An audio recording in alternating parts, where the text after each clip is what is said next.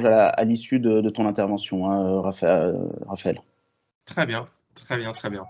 Donc là, on a à peu près une grosse demi-heure de contenu et du coup, on enchaînera avec les questions-réponses. Si besoin, au contraire, n'hésitez pas à m'interrompre si vous le souhaitez, s'il y a des mots pas clairs ou si vous voulez quelques précisions. Bon, n'hésitez pas, hein, à poser les questions que vous souhaitez. Est-ce que déjà la présentation se partage bien? Bon, c'est déjà pas mal. Donc, on va donc parler de ce sujet de la télévision segmentée. Télévision segmentée, le principe de base, c'est déjà tout simplement finalement de couper le flux linéaire, donc la télévision en live telle qu'elle est diffusée dans l'ensemble des foyers français, de couper ce flux live et d'y finalement insérer avec les technologies, on va dire, issues du digital, une publicité ad hoc finalement, en fonction des informations que l'on connaît du foyer. Donc c'est finalement les technologies qui sont plutôt issues du digital, donc plutôt toute cette logique, on va dire, d'ad serving, qui sont finalement transposées au modèle télé. Donc c'est finalement mon flux linéaire, je le coupe au moment de l'écran publicitaire et je dis attention, ce spot-là, je vais couper mon flux linéaire et je vais le remplacer par un autre spot qui va être choisi, déterminé en fonction des informations que l'on connaît d'un foyer plus précisément. Donc c'est finalement, je réunis un peu le meilleur des deux mondes. Alors si on veut être positif, c'est le meilleur des deux mondes, c'est-à-dire finalement le contexte, l'écran, le côté très premium des groupes audiovisuels, de la télévision, et finalement avec les capacités finalement de ciblage issues du digital. On transpose des technologies du digital finalement dans l'univers télé. C'est effectivement l'idée, je suis capable d'aller, finalement, tous les foyers français ne voient pas la même publicité au même moment en fonction des informations que l'on connaît de ce foyer. Alors pourquoi ça n'a pas été fait avant? Déjà tout simplement parce que c'était interdit. C'est-à-dire qu'en France, il y avait une loi qui faisait que tous les foyers français devaient recevoir le même flux au même instant. Sauf les décrochages régionaux qu'on peut avoir avec France 3 Régions ou encore un BFM Île-de-France par exemple. En tout cas, le principe de base, c'était vraiment tous les Français doivent recevoir le même flux au même instant. Cette loi, elle a fini par sauter avec le décret du 6 août 2020 qui autorise légalement la télévision segmentée en France. Donc c'est vrai que dans plusieurs pays, ça fait quelques années maintenant qu'on parle d'Advanced TV, d'Addressable TV, et c'est vrai que c'était pas le cas chez nous. On en parlait beaucoup aux États-Unis, en Angleterre, en Allemagne, Pays-Bas, voire plus proche de nous en Belgique notamment. Mais c'est vrai que les cas dans les autres pays ne sont pas toujours transposables avec ce qu'on peut avoir en France. Si on prend vraiment le modèle américain, on va être davantage dans un contexte, dans un paysage audiovisuel qui est très éclaté sur des chaînes régionales. Si on prend le marché anglais, par exemple, c'est particulier puisqu'ils ont, par exemple, un réseau Sky, lui, il va avoir le boîtier final. Donc ça veut dire qu'il a la technologie jusque la fin du foyer, finalement.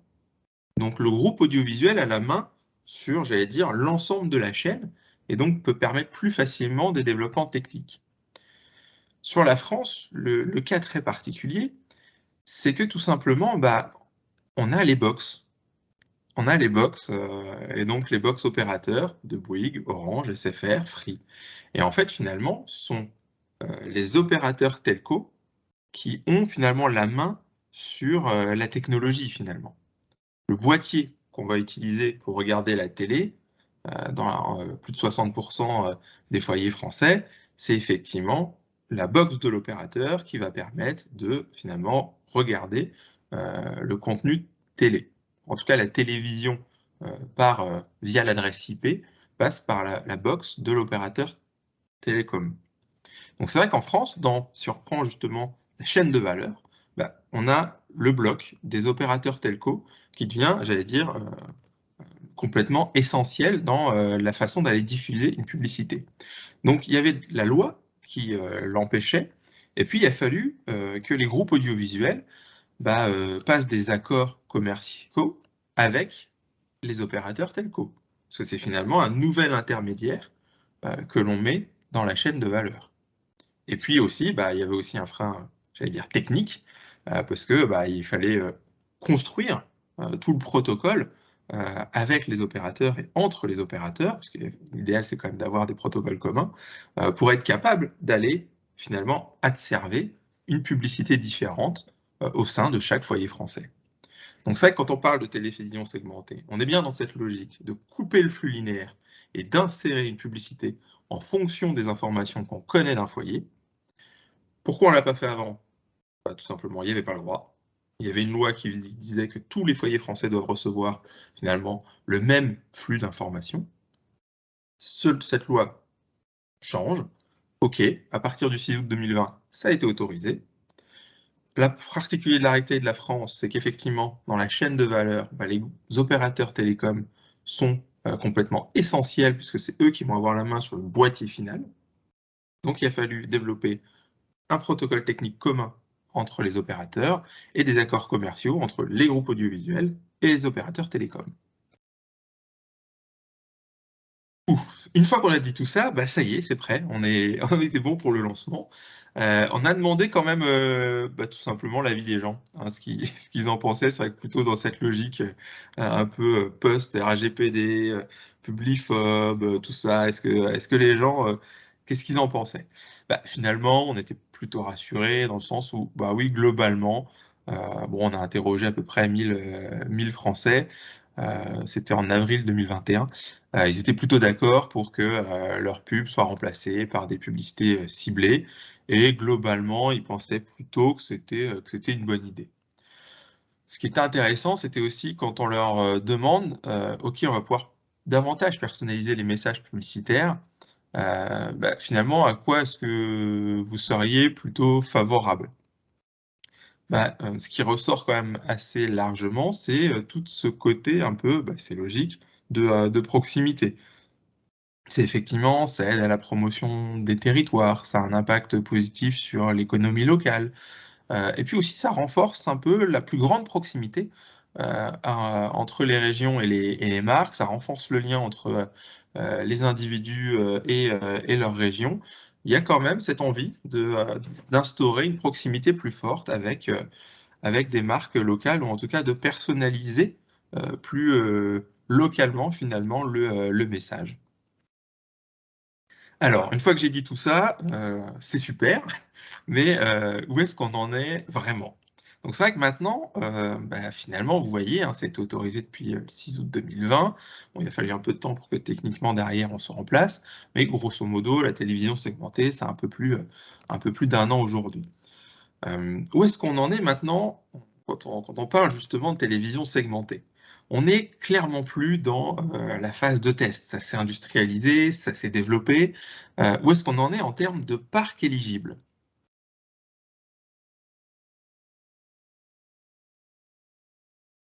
On parle justement du parc éligible.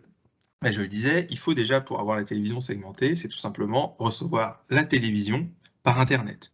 Donc ça, on va déjà regarder le nombre de Français qui reçoivent la télévision via une box. Vous l'avez bien compris, hein, ma box FAI, c'est le boîtier final qui permet d'aller finalement livrer la publicité en télévision segmentée. Bon. Là, c'est déjà à peu près on va dire à peu près les 2/3 des Français qui reçoivent la télévision via la box. Ensuite, il faut avoir une box qui soit pas trop ancienne. Donc il faut que ma box ait finalement une technologie qui rende la TV segmentée éligible.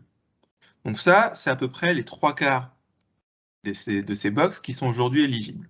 Donc là, les opérateurs telco, ils font aussi un travail de renouvellement du matériel pour justement rendre les parcs éligibles.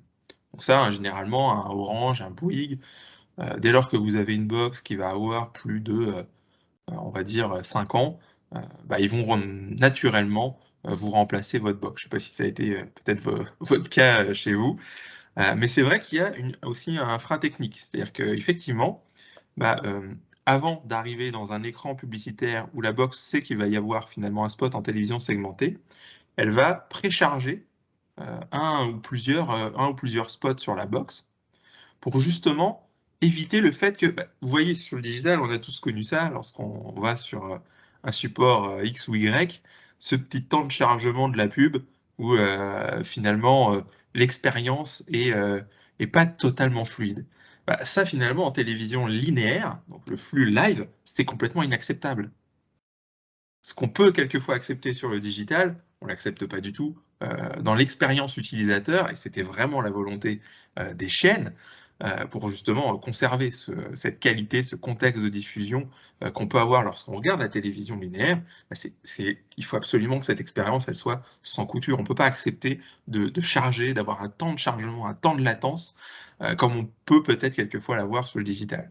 Donc en télévision, c'est pour ça que cette box, il faut que techniquement elle soit éligible, parce qu'elle va finalement précharger en amont un spot pour justement éviter que il y ait une expérience qui soit un peu ralentie lorsqu'on regarde la télévision live. Ça, c'est pas du tout le cas, ça reste ultra fluide, mais parce qu'effectivement, il y a cette condition d'éligibilité techniquement des box. Et puis enfin, évidemment, dans un contexte RGPD compliant, donc il faut déjà avoir donné son accord pour recevoir la publicité ciblée. Alors, ça, vous voyez sur la slide, c'est effectivement un taux d'opt-in, donc les individus qui donnent leur accord qui est aussi entre 50 et 80%. Bon, c'est vrai que la fourchette est assez large, je vous l'accorde, ça dépend quand même pas mal des opérateurs. Donc ça, c'est bien l'opérateur qui doit recueillir le consentement du téléspectateur pour recevoir de la publicité ciblée. Donc ça, le taux, il varie quand même assez fortement d'un opérateur à l'autre. En fait, ça dépend tout simplement de la façon dont il va recueillir le consentement. Je ne sais pas si vous-même, vous l'avez peut-être déjà vécu sur votre box, ou pas du tout. Ouais.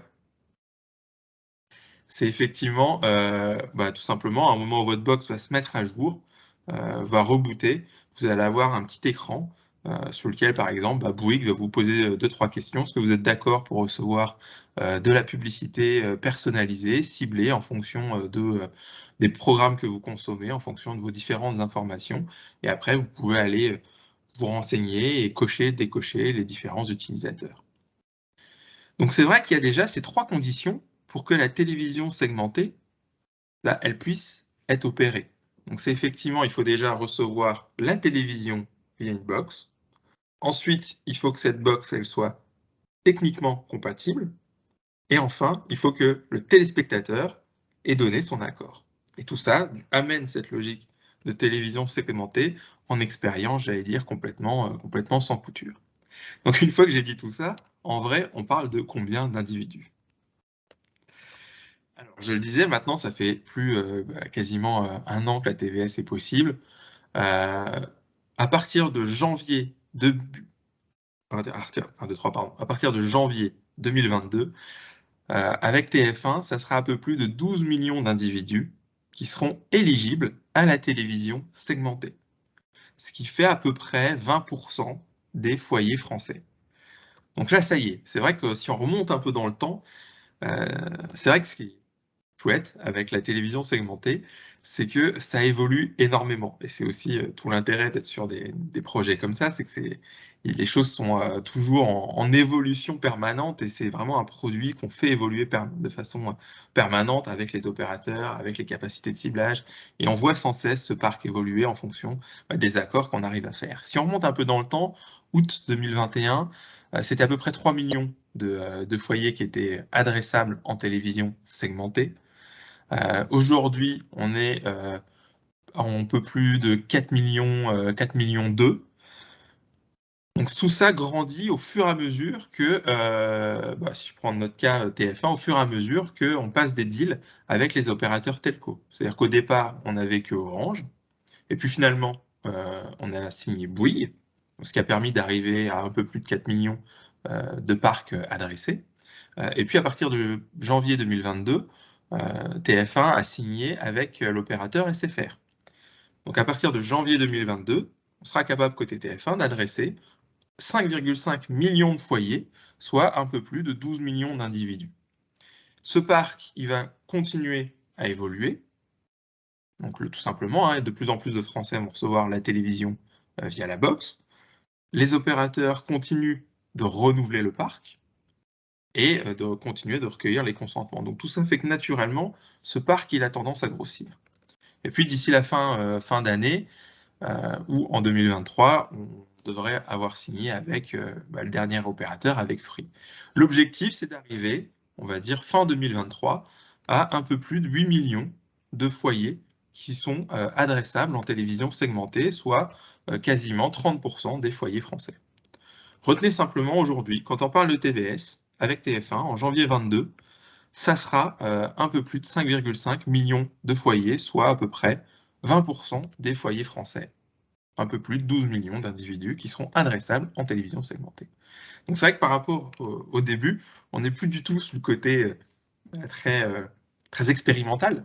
Ça y est, le parc grandit. Aujourd'hui, c'est, on va dire, 20% des foyers qui sont adressables en télévision segmentée. C'est vrai que c'est eu des gros coups d'accélérateur, hein, je le disais, quand on a signé avec Orange, quand on a signé avec Bouygues, ça y est, là, c'était un inventaire qui a fait x2. Je le disais, l'intégration du parc de box SFR à partir de janvier 2022. Et c'est vrai qu'il y a un élément qu'il faut avoir en tête, pourquoi aussi ça a mis un peu de temps à grandir, c'est que les opérateurs, on va dire qu'avec chaque opérateur, une fois qu'on signe, il y a un petit délai de 6 mois, tout simplement pour que l'opérateur s'assure de la montée en charge techniquement. Donc c'est ce qu'on appelle donc un MVP, donc un Minimal Valuable Product, qui fait que finalement ça impose quelques limites au départ, c'est-à-dire que c'est pas plus d'un spot par écran. Et puis ce spot, il fallait pas que ça soit ni le premier ni le dernier. Pour éviter la montée en charge, il faut que l'opérateur soit sûr de pouvoir absorber finalement l'ensemble des demandes. Et puis, c'était pas non plus en prime time, parce que le prime time en télé, c'est le moment où il y a le plus d'écoute, le plus de millions de téléspectateurs. Donc là aussi, il fallait que les opérateurs telco s'assurent qu'ils soient bien, comment dire, capables d'absorber finalement toute cette demande. C'est vrai que à 7 secondes, à 7 heures précises, c'est des millions de box qui vont, j'allais dire, requêter, faire la demande de « Ah bah oui, je sais pas, à 18h53, sur tel spot doit être décroché chez, je sais pas, 9, 10, 15 millions de foyers français. » Donc c'est vrai qu'il fallait que déjà, dans un premier temps, c'est pour ça que c'est des périodes de 6 mois comme ça avec chaque opérateur, au départ en tout cas, pour s'assurer que cette montée en charge soit techniquement possible. Donc c'est ce qui fait que justement, petit à petit aussi, le parc a continué de grandir. Donc ça y est, aujourd'hui, par exemple, si on prend sur le parc Orange, on est capable d'adresser l'ensemble des tranches horaires directement en télévision segmentée sur le parc Orange. Donc ça y est, la tranche de ce fameux prime time a été ouverte, et donc là aussi, ça a permis d'amener un inventaire finalement supplémentaire. Donc je le disais, aujourd'hui, TF1 est live avec Orange et Bouygues. Sur Orange, c'est le prime time qui est ouvert en télévision segmentée. Avec Bouygues, ça le sera aussi en janvier 22. Et donc l'idée aussi, c'est, j'allais dire qu'à la fin du premier trimestre 2022, côté TF1, on soit OK avec Orange, Bouygues et SFR, et qu'on soit capable de faire du multispot en prime time également. Donc là aussi, en termes d'inventaire, au-delà des nombres de foyers qu'on puisse adresser, cet inventaire, il va avoir un gros coup de boost aussi en début 2022. Donc, je parlais du nombre de box, où est-ce qu'on en était aujourd'hui, on l'a vu, à peu près, ça sera janvier 22, à peu près 20% des foyers français adressables en télévision segmentée. Vous avez compris donc toute cette logique. Maintenant, qu'est-ce qu'on a le droit de faire? Qu'est-ce qu'on a le droit de faire et qu'est-ce qu'on a le droit de dire? Là aussi, il y a des règles. Il y a des règles et il a fallu apprendre ce qu'on a le droit et ce qu'on n'a pas le droit de dire en télévision segmentée. C'est vrai que le contexte de la télévision, peut-être que par rapport au digital, c'est beaucoup plus cadré, beaucoup plus réglementé par le législateur. En télévision, on ne peut pas faire de la pub pour tout comme on peut le faire sur le digital. Il y a évidemment des secteurs interdits. il y a aussi des règles dans la diffusion. Pour qu'une publicité soit diffusée en télévision, il faut qu'elle soit soumise à finalement la validation d'un organisme qui s'appelle l'ARPP. Donc on ne peut pas diffuser n'importe quel spot, on ne peut pas tout dire. Donc je ne sais pas, un spot auto qui va faire l'apologie de la vitesse, c'est impossible en télévision. C'est impossible en télévision linéaire, donc c'est impossible en télévision segmentée aussi. Ça reste, la télévision segmentée, ça reste un flux live pour le téléspectateur. Donc c'est soumis aux mêmes conditions. Donc les mêmes secteurs interdits, les mêmes règles de diffusion quant à la qualité aussi de la création. Donc on ne peut pas être comme sur le digital, prendre un spot, l'adresser et l'envoyer directement. Il faut que ça soit soumis aux mêmes règles que le cadre réglementaire de la télévision live, donc que ça soit soumis à la validation de la RPP. Et puis au-delà de ça, il y a tout simplement aussi quelques règles sur ce qu'on peut et ce qu'on ne peut pas dire. Justement sur les informations qui vont être liées à la géolocalisation. On peut parler de la région, on peut parler du département, on peut parler de la ville, mais on ne peut pas mentionner d'adresse. Donc ça, c'est quand même très spécifique justement au cadre réglementaire de la télévision segmentée. Pour rendre tout ça, j'allais dire un peu plus concret, je vous ai mis quelques exemples qu'on peut avoir. Si par exemple, je ne sais pas, je suis le parc des oiseaux à Villars-les-Dombes, bon ok, là j'ai bien des informations sur mon annonceur, ok, j'ai la ville, pas de souci. Si je suis un magasin de grande distrib, Cora Wittenheim, j'espère que je l'ai bien prononcé. C'est bien ça, c'est Wittenheim?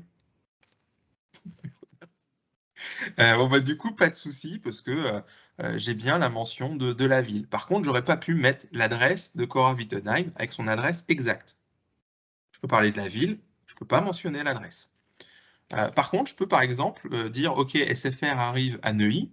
Bon, je peux interpeller les habitants avec leur nom d'habitant. Neuilly 1, la 5G de SFR arrive dans votre ville.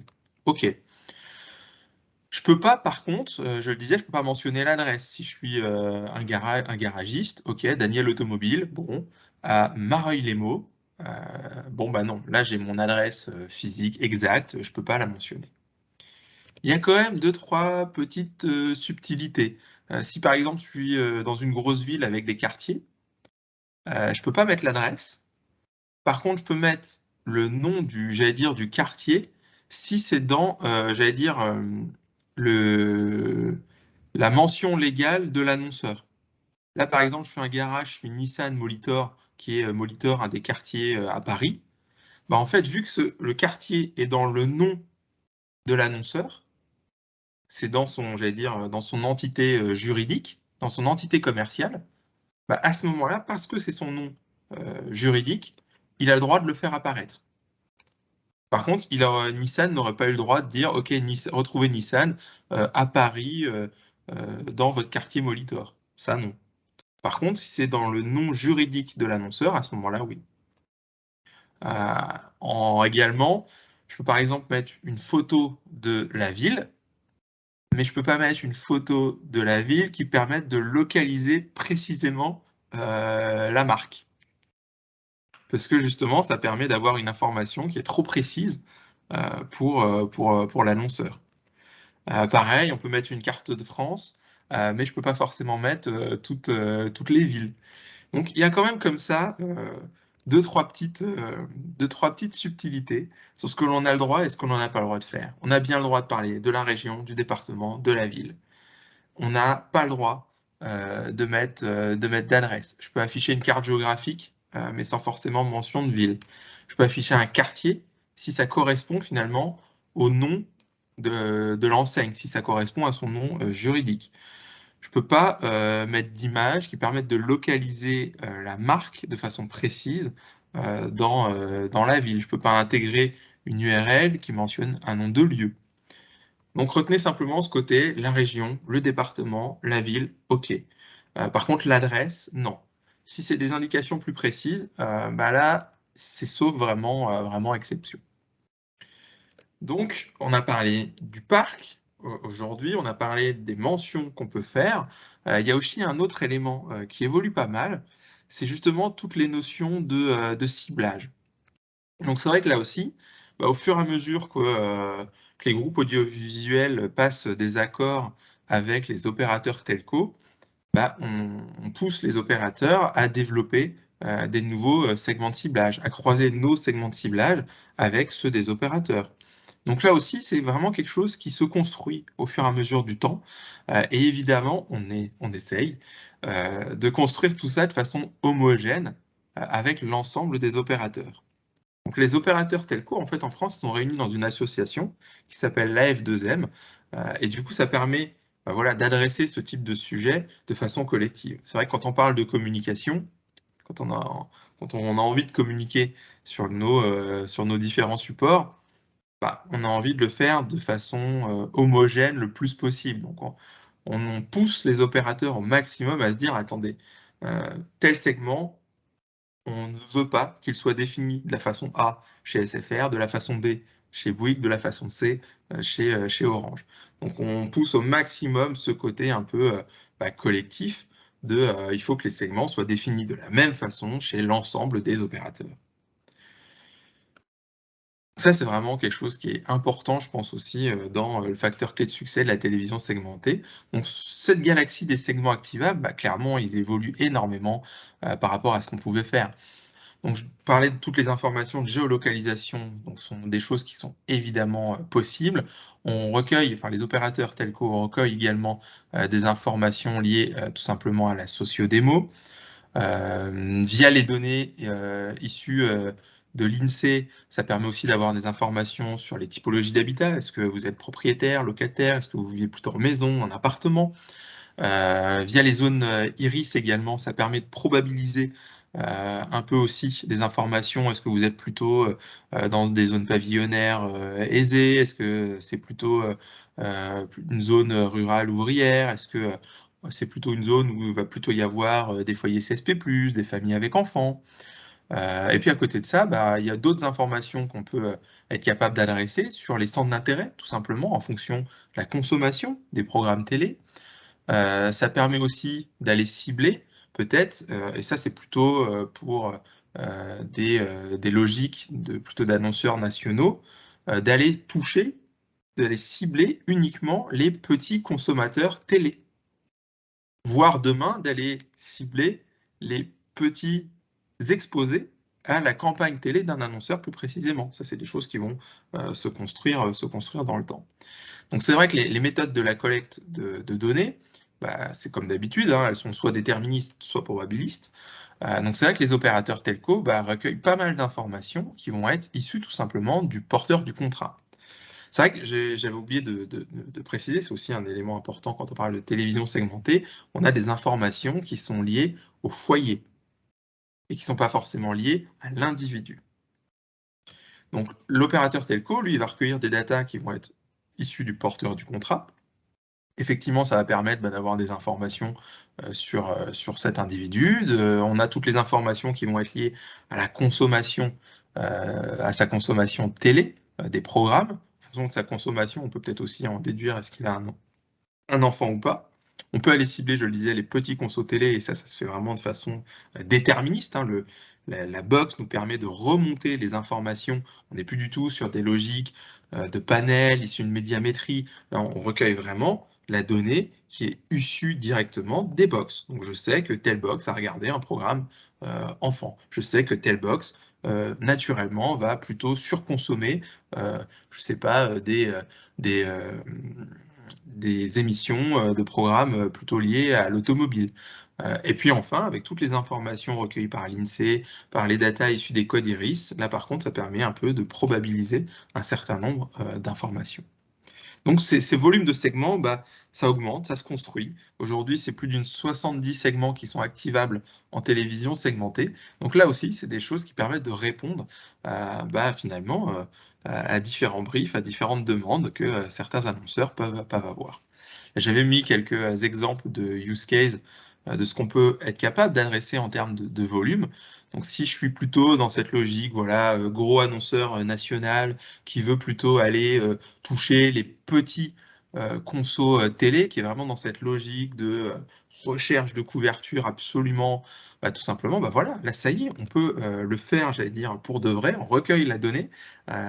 Donc tout simplement, les opérateurs vont créer des terciles, vont découper leur parc de box en 3 et dire, ok, le tiers des box françaises qui ont le moins consommé la télé, c'est à peu près 40 minutes en moyenne, voilà, je crée un segment, comme sur le digital, et je vais être capable d'aller l'activer en télévision segmentée. Donc pour un annonceur, ça c'est top, ça permet vraiment, dans cette logique de recherche de couverture additionnelle, dans les problématiques d'apport en couverture. On peut évidemment aller toucher, et c'est vraiment, si on regarde l'ensemble des segments, le cœur des demandes est vraiment sur cette logique de géolocalisation, c'est évident. La télévision segmentée, ça répond à cette demande-là. Si je prends par exemple la zone aujourd'hui du Grand Est, sur 3 semaines, c'est un peu plus d'1,5 million d'impressions que l'on peut aller délivrer dans les foyers du Grand Est. Donc ça, c'est sur 3 semaines environ. On est capable d'aller toucher 1,5 million, comme d'aller délivrer, 1,5 million d'impressions. Donc ça y est, on rentre plutôt dans cette logique de masse et on est capable d'aller adresser des volumes quand même assez conséquents sur certaines zones géographiques. Après, évidemment, plus on va croiser des segments, plus évidemment la taille va être plus restreinte. Si je prends par exemple un ciblage vraiment spécifique sur la région Grand Est, mais en même temps, je le croise avec des cibles, des foyers plutôt CSP+, sur 3 semaines, on est quand même capable, chez le côté TF1, d'aller adresser un peu plus de 500 000 impressions sur 21 jours. Donc voilà, ça c'était juste simplement pour vous donner des ordres de grandeur de ce qu'on peut faire sur des zones géographiques bien spécifiques. Donc évidemment, plus on va croiser les différentes typologies de segments, plus finalement les volumes d'inventaire vont être restreints. Alors, tous ces exemples de segments-là que je vous donne, c'est vraiment ce qu'on peut faire à date, donc sans SFR. C'est-à-dire qu'à partir de janvier 22, évidemment, ça va connaître, on va dire, un petit boost, voire un bon boost. Je disais que la télévision segmentée, c'est vrai que maintenant ça va faire un peu plus d'1 an quasiment.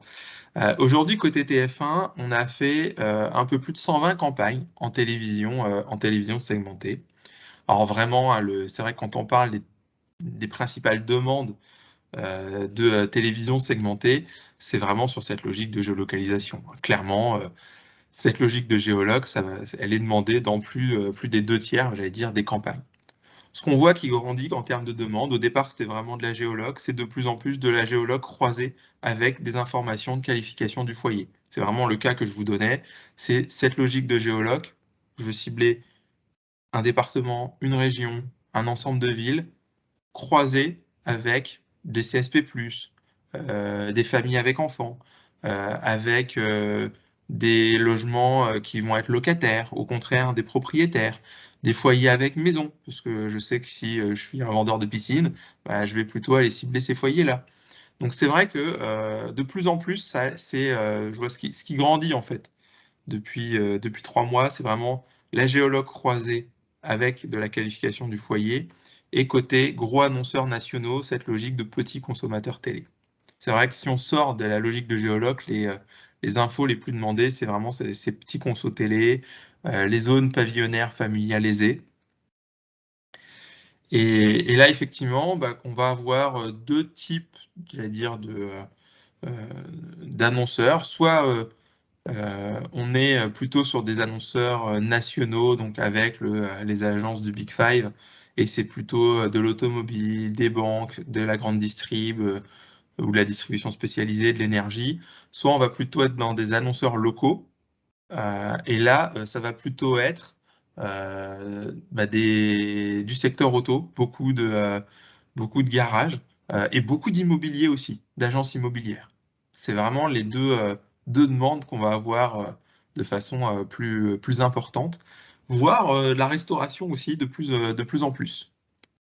Donc plutôt annonceurs locaux, on va plutôt être dans les logiques agences IMO, secteur automobile, un peu de banque et un peu de restauration et de distribution, grande distrib dans certaines zones, qui peuvent effectivement avoir des villes ou des zones géographiques plus spécifiques. Et puis, je le disais, tout le côté distribution spécialisée aussi de plus en plus. Alors pardon, je vois qu'il y a juste une petite question. Hop. Alors, c'est vraiment sur des volumes d'impression et pas de foyer unique. Donc, quand je disais 1,5 million d'impressions, c'est pas forcément 1,5 million de foyers. Maintenant, c'est vrai qu'on a, comme ce qu'on a sur le digital, cette logique de capping, où on va essayer de limiter justement l'exposition d'un foyer à une publicité. Le même foyer ne sera pas exposé 7 fois à la publicité. Justement, on commence à avoir l'inventaire suffisant pour que, en moyenne, on va être, je ne sais pas, entre 1 et 2 de niveau de répétition.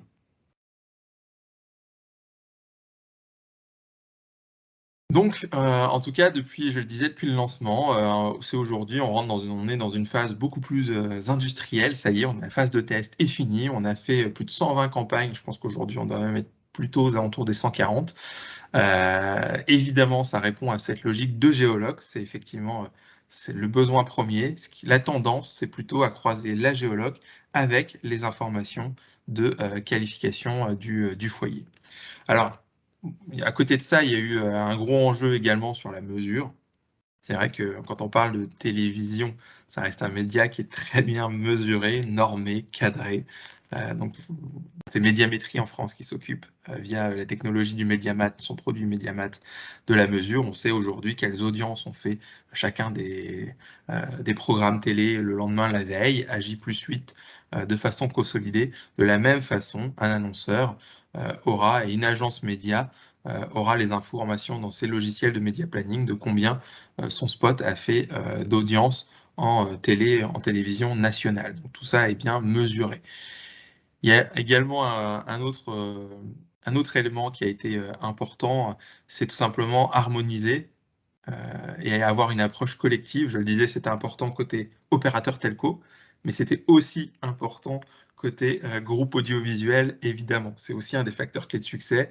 C'est tout simplement que, OK, côté opérateur telco, il faut qu'ils se mettent d'accord sur justement répondre au segment de ciblage, répondre à cette capacité technique à adresser les sujets. Et puis, il fallait que aussi, côté groupe audiovisuel, on s'harmonise sur qu'est-ce qu'on donne, par exemple, en termes de reporting. Que le reporting de TF1 soit le même que le reporting de France Télé ou d'M6. Donc là, on va être capable de donner des informations sur le volume d'impression délivré sur cible, sur des taux de complétion, sur les niveaux de répétition moyenne, sur de la ventilation par départ, sur la ventilation des impressions, est-ce que c'est plutôt le semaine, le week-end. C'est vrai que si on compare ces impressions, j'allais dire, vendues en télévision, si on compare à du digital, c'est vrai que sur le digital, je ne sais pas, peut-être que vous avez eu ou pas ces problématiques, mais finalement, mon impression sur le digital, est-ce qu'elle est vraiment affichée à l'écran? Est-ce qu'elle est visible? Peut-être pas toujours. Si elle est visible et affichée à l'écran, est-ce qu'elle est, la vidéo par exemple, est-ce qu'elle est vraiment complétée? Peut-être pas toujours non plus. Et puis dans quel contexte de diffusion? Donc c'est vrai que c'est en télévision, on n'a pas tout ça. En télévision, on a un contexte de diffusion qui est très premium, qui est sans couture, il n'y a pas de temps de chargement, c'est vraiment dans le plus bel écran du foyer, dans des conditions de confort spécifiques, il n'y a pas de temps de chargement, donc forcément on est à 100% visible et quasiment 100% de taux de complétion aussi. Donc ces impressions délivrées, j'allais dire, en télévision, elles sont plutôt à comparer avec du digital, à des impressions sur cible, visibles, complétées. Cet écrin est effectivement pas forcément le même. Et puis évidemment derrière, il a fallu mettre en place, j'allais dire, la technologie pour être capable de traquer le volume d'impression comme on peut l'avoir sur le digital. Alors à côté de tout ça, on commence à apporter un peu des études, on commence à mener des études pour prouver justement l'efficacité du média. C'est vrai que côté annonceurs nationaux, il y avait pas mal de demandes sur, OK, on a aujourd'hui cette capacité à aller toucher les petits consos télé, ce qui était quand même une promesse que le marché demandait pas mal, mais OK, est-ce que ça marche vraiment? Bah là, côté TF1, on a fait un POC, donc on va dire un test à grande échelle, avec Orange, justement, sur est-ce que je cible mes petits consommateurs télé. Donc, je vais prendre justement le tercile du parc les moins exposés à consommateurs télé, donc ils vont regarder en moyenne à peu près 40 minutes. Je vais créer un segment et je vais aller exposer à ma campagne publicité uniquement ce segment. Et je vais aller regarder, donc bien sûr sur le parc Orange, sur des box éligibles à la télévision segmentée, bah finalement combien de foyers ont été exposés à ma campagne, j'allais dire classique, en télévision linéaire sur le flux live. Ok, bah je vais voir que ça me permet d'avoir 78% de couverture de ces foyers. Et puis ma campagne télévision segmentée, ça m'a permis d'en toucher à peu près 18%. Et bien finalement, ma campagne en télévision segmentée a permis d'avoir un apport couverture incrémentale de l'ordre de 5 points. Donc c'est là où finalement bah, la promesse est réelle et vérifiée sur cette logique. Bah oui, là je vais aller toucher mes petits consommateurs télé et ça va m'apporter de la couverture additionnelle en complément de ma campagne linéaire. Et là, on est bien non plus sur de la donnée probabilisée, mais bien sur de la donnée, j'allais dire, vérifiée, qui sort directement d'un opérateur. Ce qui arrivera demain, donc ça sera sur le premier semestre 2022, une étude d'efficacité justement sur l'impact sur les ventes, et on regarde également toute cette logique un peu de drive to web géolocalisée d'une campagne de pub en télévision segmentée. Ça, c'est des choses qui arriveront sur le premier semestre 2022. On va progresser également sur toute la partie programmatique. C'est vrai que au sein du digital, le programmatique, ça pèse aujourd'hui plus des 2/3 des investissements digitaux sur la partie display et vidéo, donc hors réseaux sociaux. Donc c'est vrai qu'il y a une appétence du marché pour ce mode d'achat programmatique. Donc pour rappel, c'est vraiment sur cette logique d'automatisation de la chaîne de l'achat. Donc avec cette logique de je passe, alors je vous épargne les wordings de DSP, de SSP, bref, en tout cas, on va transposer à cette logique de télévision segmentée les outils finalement du digital. Donc on annoncera en mars 2022 la télévision segmentée en programmatique avec nos partenaires qui sont The Trade Desk et FreeWheel. Et enfin, je le disais, ce qui va changer sur 2022, je disais qu'on était OK avec Bouygues et Orange. Côté Orange, le Prime est complètement adressable en télévision segmentée. Côté Bouygues, ça arrivera en janvier 2022. Janvier 2022, le gros changement pour TF1 en télévision segmentée, ça sera l'arrivée des SFR. Donc grosso modo, sans trop trahir de secret, ça fait à peu près 1,5 million de box supplémentaires. Et puis, en termes d'évolution, bah, normalement sur le premier semestre 2022, on sera capable en télévision segmentée côté TF1 d'avoir les 3 opérateurs en full prime, opérables complètement sur le prime time et en multispot. Donc là aussi, ça va être des gros changements qui vont arriver justement sur l'augmentation du parc. Et puis en termes de positionnement, bah, évidemment, tout dépend des segments qui vont être activés. Est-ce que j'utilise plutôt de la géoloc? Est-ce que j'utilise plutôt la donnée de consommation télé, de petits conso télé? Est-ce que je croise plutôt des informations de qualification du foyer? Donc évidemment, plus je vais combiner ces critères, plus le tarif va être élevé. Donc c'est vendu comme du digital, c'est vendu au volume d'impression. Et derrière, bah, le format de base, ça va être comme sur le digital le plus souvent, plutôt un format base 20 secondes. Est-ce que vous avez des questions par rapport à ce qu'on vient de se dire? Est-ce que vous avez des interrogations, des remarques? Est-ce que ça correspond à l'image que vous pouviez en faire? Je suis là pour répondre à tout ça. N'hésitez pas. Merci beaucoup, Raphaël, pour cette présentation très claire. Effectivement, on sent qu'il y a pas mal d'opportunités via la télé segmentée. S'il y a des participants à cet atelier qui souhaitent poser leurs questions, évidemment, ils peuvent le faire soit en levant la main virtuellement, soit en posant directement leurs questions via le chat.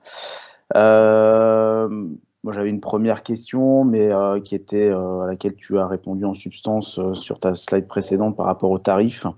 J'imagine que faire une campagne sur une ville, un département ou une région ou alors au national, ça n'a pas le même coût. Est-ce qu'il y a déjà des ordres de grandeur, des tarifs qui sont déjà posés malgré tout? Oui, en fait, très clairement, au départ, effectivement, ça a attiré plutôt des annonceurs locaux. C'est vrai que ça a permis, côté TF1, de toucher des annonceurs qu'on n'avait pas finalement en télévision classique. Ça a clairement baissé complètement le ticket moyen. On va avoir des campagnes en local qui peuvent démarrer à 5. Là, je vais peut-être laisser Julie également apporter quelques précisions. Mais c'est vrai que sur les annonceurs locaux, on va plutôt avoir des tickets d'entrée qui peuvent être à 5 000 euros. Oui, c'est à peu près ça, hein, effectivement. Alors, on peut, selon la zone, effectivement, et l'inventaire disponible, on peut même être un petit peu en dessous. Donc, on commence les campagnes de télé segmentées à partir de 2 000 euros. Mais dans l'absolu, effectivement, on est souvent sur des tickets minimum entre 3 et 5. Et de plus en plus, en fait, on est sur des tickets à 10, 20 000 maintenant, mais alors sur des zones beaucoup plus étendues. C'est vrai que honnêtement, hein, depuis le début, on voit vraiment que c'est logique, hein, le volume d'impression augmente et du coup, le ticket moyen augmente avec le volume d'impression. Et c'est vrai qu'effectivement, là où au départ, sur les annonceurs locaux, on pouvait être plutôt autour de 3 000 euros en campagne moyenne, finalement, là, on va plutôt être aujourd'hui autour des 10-15 K. Et après, côté annonceurs nationaux, par exemple des réseaux de grandes distrib qui veulent aller vraiment dans des agglos précises, là par contre on peut être plutôt sur des tickets moyens qui peuvent être plutôt à 50, 70 000, voire ce ticket même continue d'augmenter. Donc il y a vraiment des annonceurs nationaux ou multilocales, je ne sais pas comment on peut les appeler, qui vont aller surpondérer des zones géographiques plus précises. Et là, on va plutôt être dans des tickets à 50 000 ou plutôt des annonceurs locaux où effectivement le ticket d'entrée va être beaucoup plus faible avec des tickets moyens qui peuvent être autour de 5-10 000 euros. C'est vrai qu'au fur et à mesure que le volume d'impression augmente, que le parc augmente, du coup, on voit que des annonceurs locaux qui mettaient au début 3 000 euros vont peut-être plutôt mettre 10 000 euros aujourd'hui. Merci Raphaël, merci Julie. Il y a deux questions qui ont été posées dans le chat. Je vous laisse en prendre connaissance. L'une par Dimitri Langolf et l'autre par Anka Vessang du Club de la Presse. Oui, alors effectivement, on fait bien la différence entre le replay et la télévision en direct. Pardon, je reviens sur le tout début de la présentation. Là, quand on parle de télévision segmentée, côté TF1, ce n'est pas forcément le cas des autres régies, côté TF1, quand on parle de télévision segmentée, on est bien sur de la télé en direct. On est bien sur la télévision en live sur écran de télé. Donc là, on n'est pas du tout sur le replay. Le replay que vous pouvez regarder via votre box, non. Là, on est vraiment dans la logique du flux live. Je coupe le flux live et j'insère une publicité spécifique de mon annonceur sur des ciblages plus précis. Donc là, on est vraiment, côté TF1, quand on parle de télévision segmentée, sur le flux live qui est adressé en télévision linéaire. J'imagine qu'il y a la possibilité aussi d'être en replay. J'imagine sur un programme type Koh-Lanta qui était le mardi où on sait qu'il y a eu beaucoup de consommation en replay, il y a possibilité d'être en replay sur... OK. Complètement. Alors, à côté de ce produit de télévision segmentée, il y a effectivement, on peut faire une campagne, j'allais dire, digitale classique en utilisant du replay pour adresser justement un programme plus spécifique ou ce mode de consommation. Mais en tout cas, quand on parle de télévision segmentée chez TF1, on est bien sûr le live sur écran de télé. Et d'ailleurs, on a de plus en plus aussi de campagnes où maintenant on allie les deux. On fait une campagne de replay et en même temps une campagne en télé segmentée parce que pareil, ça permet d'avoir de la couverture additionnelle via des personnes qui regardent. On voit, nous, on a des consommateurs qui sont plutôt sur la télé en direct et à contrario, des personnes qui vont plutôt consommer le replay. Là, ça permet effectivement du coup d'allier les deux. Clairement, oui, dès lors qu'on va être dans cette logique de géolocalisation, effectivement, l'idéal, c'est de combiner à la fois la télévision segmentée et à la fois toute l'offre replay naturelle qu'on peut avoir en digital et qui permet de cibler des zones plus spécifiques. Alors, je voyais cette question, est-ce qu'on risque de retrouver le genre de pub généralement diffusé dans les cinémas? Alors, ça dépend, parce que il y a les secteurs interdits, j'allais dire, en télévision classique, sont les mêmes que les secteurs interdits. La télévision segmentée, ça reste de la télévision live. Donc, du coup, on est sur les mêmes secteurs interdits. Je pense à tous les secteurs alcooliers ou qu'on peut avoir de façon classique interdits en télévision live, ce sont les mêmes qui seront interdits en télévision segmentée. Par contre, est-ce qu'on peut se retrouver avec le spot local qu'on peut avoir au cinéma? Je sais pas, par exemple, d'un restaurant, par exemple, à Opéra, à Paris, quand on va au cinéma, on peut avoir une publicité locale d'un restaurant à proximité. Bah, effectivement, on peut avoir un spot de pub sur TF1 en live qui soit, je sais pas, le restaurant X ou la boucherie X ou Y. Bah, effectivement, on peut la retrouver sur TF1 dans le flux live sur votre télévision. Par contre, par rapport à du digital de façon plus classique, il y a effectivement une exigence de qualité des spots. Et c'est vrai que ça, c'est très spécifique à la télévision, live, j'entends, c'est qu'effectivement, le spot doit être validé par la RPP. C'est-à-dire qu'on parle de TVS, on parle de télévision live. Donc c'est régi par les mêmes règles. Donc c'est vrai que le spot, contrairement au digital, on ne peut pas juste l'uploader et diffuser sa campagne, il faut qu'il soit validé par la RPP. Et typiquement, pour des petits annonceurs locaux, côté TF1, bah, on a une entité opération spéciale qui s'occupe aussi, donc ça s'appelle TF1 Factory, qui permet justement d'aller créer un spot de télé pour quelques milliers d'euros, ça dépend, où effectivement ça permet de créer un spot, soit en se basant sur des bases de données vidéo que TF1 achète, soit en allant vraiment produire le contenu. Et TF1 donc, produit le spot et s'occupe justement de la certification par la RPP. Donc ça, on commence également à le faire depuis plusieurs mois. Et également, un annonceur peut déjà avoir son propre spot. Mais oui, en tout cas, pour répondre à la question, il y a une exigence de qualité sur le spot, parce que tout simplement, il doit être validé par la RPP. Et alors, il y a une question aussi sur combien de temps pour mettre une campagne en place. Alors, c'est l'avantage, du coup, on va dire, du digital, justement, sur ce biais-là, même si c'est de la télé linéaire, hein, c'est qu'on n'a pas besoin, du coup, de booker les plannings des mois à l'avance. Donc, on est beaucoup plus flexible. Alors, un petit peu moins quand même que le replay, parce qu'il y a toute cette démarche aussi. Après, il faut l'envoyer aux fournisseurs d'accès Internet parce que c'est eux finalement après qui vont mettre la publicité. Donc on est dans des délais généralement d'à peu près 2 semaines. Idéalement, si on peut avoir un peu plus de temps, c'est toujours beaucoup plus serein. On sera plus serein pour la mettre en place si on a 3 semaines, 1 mois au moins. Mais dans l'absolu, en 2 semaines, on peut mettre une campagne en place. C'est vrai hein, que contrairement à la télévision classique, cette fois, on n'est pas du tout dans cette logique d'ouverture de planning qu'il faut booker des mois à l'avance.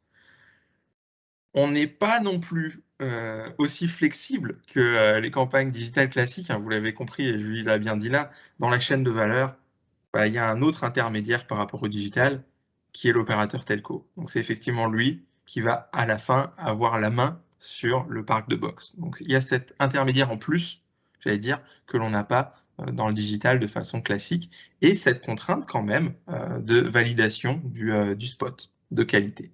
Donc c'est vrai que tout ça finalement amène à effectivement un délai, on va dire, d'à peu près 2 semaines.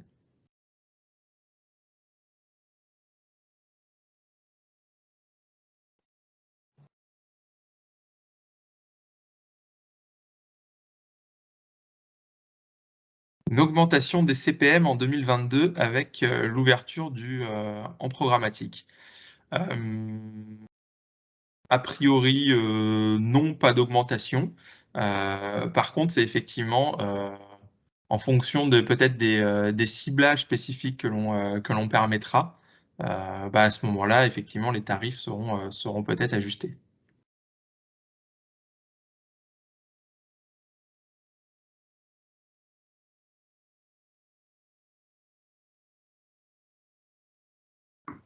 Est-ce que vous avez d'autres questions? S'il y a d'autres questions, n'hésitez pas à vous signaler. On approche tout doucement là, de 9h30 aussi, donc qui correspond à la fin de l'atelier normalement. Donc, je vais en profiter, Julie, Raphaël, pour vous remercier une fois encore. Je crois qu'il y a Sylvie qui demande la parole, donc je vais lui laisser. Oui, bonjour à tous. Bonjour. J'avais une question complémentaire. Est-ce que vous allez utiliser la télévision segmentée pour faire la promotion de programmes qui diffuseraient de façon ponctuelle, je ne sais pas, un reportage sur le Grand Est ou des choses comme ça? Est-ce que c'est aussi un usage que vous envisagez? Alors, c'est une bonne question et j'avoue que je n'ai pas la réponse. Parce qu'effectivement, nous, on en a parlé hier, donc je peux un peu t'aider sur cette partie-là. A priori, c'est pas prévu pour le moment. Il n'y a pas de choses éditoriales, en tout cas, qui sont prévues à date. Tout simplement aussi pour une question... Concrètement, en fait, vous avez une partie, enfin, on ne parle pas d'éditorial, on parle vraiment de pub. Et aujourd'hui, c'est un partenariat qu'on a avec les fournisseurs d'accès Internet. Donc, quand on diffuse, ce n'est pas la même chose que si on diffuse en national de notre propre chef. Donc, a priori, en tout cas, ce n'est pas prévu prochainement. Ok, merci. Je ne sais pas si ça a été si c'est très clair. Oui. Mais... Non, mais je me disais que ça peut être un usage bien sûr, on est d'accord. Pertinent, quoi.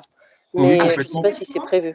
Pour l'éditeur, c'est effectivement, c'est cet interlocuteur en plus qui fait partie d'une société externe, en fait. Orange est un intermédiaire en plus, du coup, pour la diffusion potentielle de ce message-là. C'est pas la même. En fait, la logique n'est pas la même que quand c'est nous qui diffusons sur notre écran national un spot, par exemple, ou du coup une partie éditoriale. Donc, c'est un peu différent. Dit autrement, en tout cas, ma question, elle était indépendante du fait de passer par tel ou tel opérateur. Hein. Mais en fait, on est obligé, parce que c'est eux qui vous envoient le spot. C'est pas nous. Aujourd'hui, le fait que vous receviez la télé segmentée, c'est obligatoirement parce que Orange vous l'adresse ou parce que Bouygues vous l'adresse ou parce que SFR vous l'adresse. Donc, en fait, on est obligé de passer par eux. On ne peut pas cibler le Grand Est, par exemple, de notre propre... Enfin, nous-mêmes, en fait, on est obligé de passer par les fournisseurs d'accès Internet et c'est là où il y a la limite. Justement, je crois qu'il y avait des partenariats qui avaient été montés pour que vous puissiez le faire. Tout à fait, mais redit différemment, ça veut dire que les opérateurs prennent une partie de la valeur. Voilà. Donc, il y a un intérêt commercial. Voilà, il y a un revenu sharing qui est fait, et donc du coup, c'est pas un partenariat gratuit. Gratuit, voilà. Plus on met des intermédiaires dans la chaîne de valeur, chacun en prend une partie. Et donc, le deal commercial, aujourd'hui, il est sur la partie publicité. D'accord, oui, c'est pas ouvert une bonne fois pour toutes, c'est à chaque fois que vous l'utilisez qu'il y a des coûts que ça engendre sur toute la chaîne d'acteurs. Mais effectivement, pour l'éditeur, c'est une approche qui peut être hyper intéressante.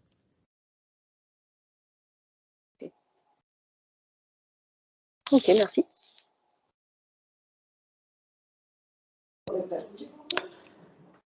Eh bien, merci Julie, merci Raphaël. On va tout doucement se diriger vers la fin de l'atelier. Une fois encore, merci de la qualité de votre présentation qui nous aura éclairé sur ce nouveau média qui offre plein d'opportunités pour les agences et les annonceurs. C'était donc le dernier atelier de ce cycle mené conjointement par le Club de la Presse de Strasbourg et l'UCC Grand Est. Donc je remercie une fois encore très chaleureusement Marie et Anka qui se sont démenées pour organiser et mettre sur pied ces différents ateliers. Merci à tous de votre participation. Vous avez été très nombreux au cours de ces semaines passées à nous suivre et je pense qu'on rééditera ça en 2022. Voilà, donc merci encore à vous, Julie, Raphaël. Je vous souhaite à tous une excellente journée. Le replay sera disponible sur la chaîne YouTube de l'UCC très prochainement. Et voilà, je vous souhaite à tous une excellente journée, de très bonnes fêtes de fin d'année, et puis au plaisir de vous revoir en 2022. Merci à vous pour l'invitation, et puis passez tous de très bonnes fêtes. Merci, à bientôt, bonne journée. Bonne fin de journée à tous. Au revoir. Au revoir.